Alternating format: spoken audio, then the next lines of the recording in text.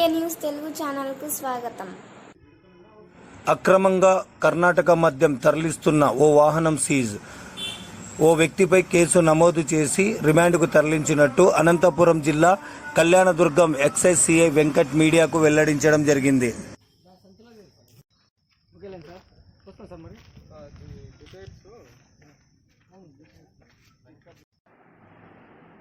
Kalyandurg sub station నందు మన అనంతపురం జిల్లా ఎస్పీ సార్ అమిత్ బడ్డర్ సార్ యొక్క ఆదేశాల మేరకు additional SP SEB Ramakrishna sir ఆధ్వర్యంలో వారి యొక్క సూచనల మేరకు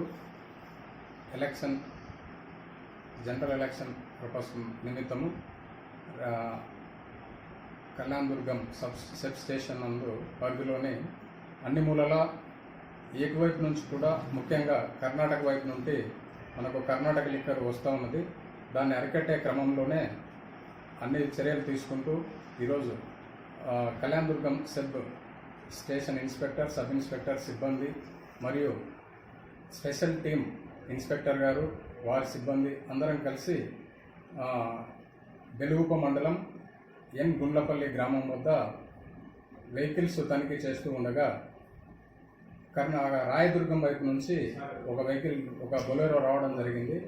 ఆ బొలెరో నెంబర్ వచ్చేసి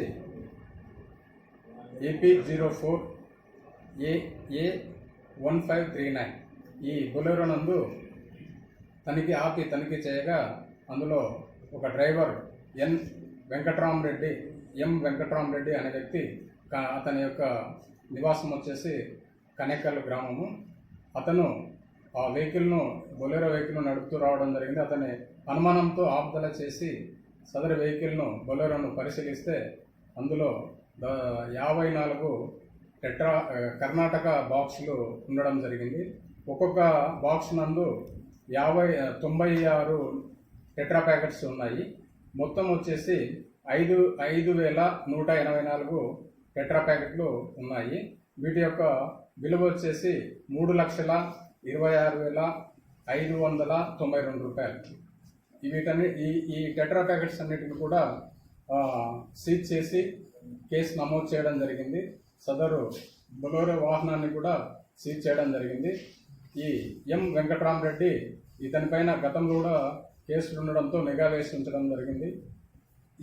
ఇతనిపైన కేసు నమోదు చేసి ఇప్పుడు కోర్టుకు హాజరుపరుస్తూ ఉన్నాము.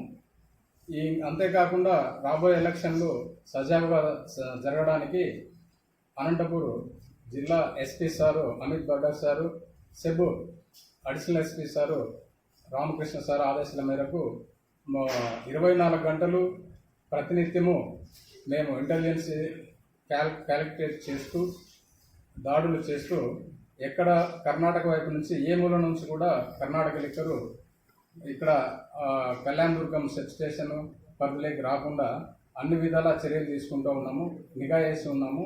దాని విషయమై మా అధికారులు సూచనల మేరకు గట్టి నిఘా వేసి ఎలక్షన్లు సజావుగా సాగడానికి సెబ్ డిపార్ట్మెంటు శాయశక్తులా కృషి చేస్తున్నాం.